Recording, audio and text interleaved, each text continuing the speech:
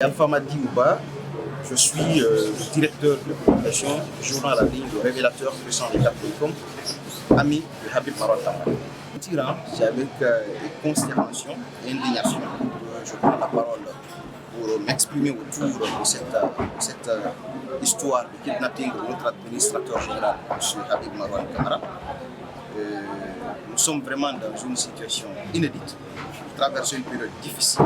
Sa famille est inconsolable. Vous avez tout à l'heure eu à voir sa femme ici, déjà en état de famille, donc qui est dans un choc énorme. C'est pour vous dire combien de fois nous traversons une période excessivement difficile. Maintenant, ce qui s'est passé. Hier, on a été informé de l'enlèvement, ou si vous voulez, du kidnapping de M. Habib Marwan Kamara par des hommes en uniforme lourdement armés. Il s'agit d'une unité de la gendarmerie. Pour le moment, on ne sait pas de quelle unité il s'agissait, puisqu'on n'était pas présent sur le terrain. Je revenais d'une émission. On m'a appelé, je suis directement arrivé en famille. Quand je suis arrivé en famille, j'ai pris langue avec sa femme qui m'a expliqué que Habib Marwan Kamara avait rendez-vous avec l'homme d'affaires, M. Kelfara Persson Kamara. Ce rendez-vous, c'était à 20h. 19h passées à trouver Habib Marwan Kamara au carrefour de M. Kapessi. En Ambani, il y a un carrefour qu'on appelle carrefour Kapessi.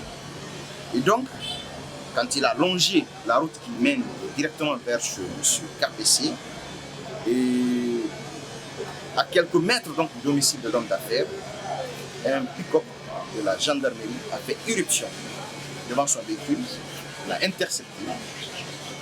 Les gendarmes sont descendus et donc ont cassé le pare-brise de son véhicule. Vous voyez combien de fois c'est quand même inquiétant.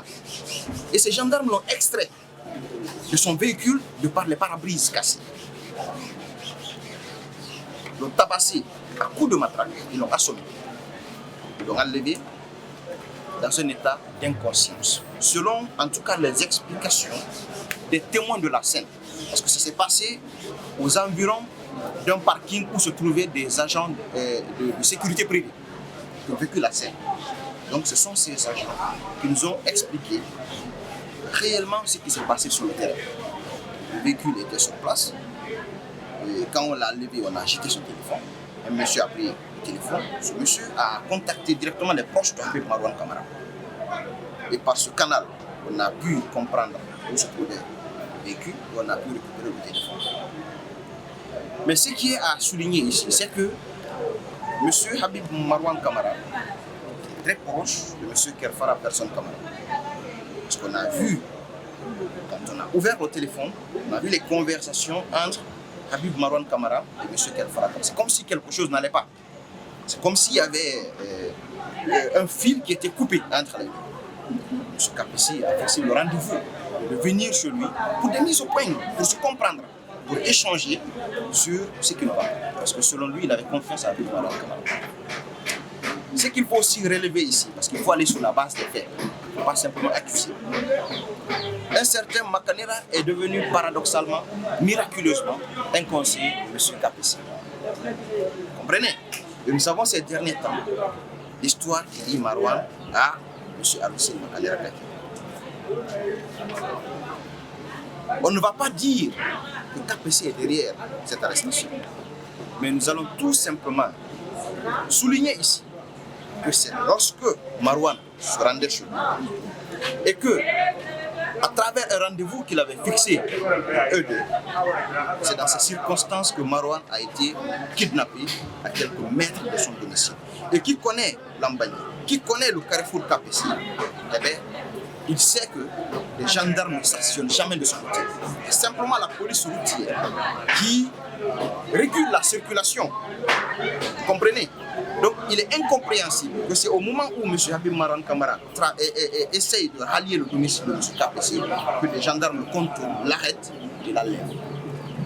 Face à cette situation, nous attirons l'attention de la communauté nationale et internationale, des associations de presse, du syndicat de presse que nous saluons au passage, qui nous a contactés pour avoir notre version des faits, mais aussi des acteurs sociopolitiques du pays.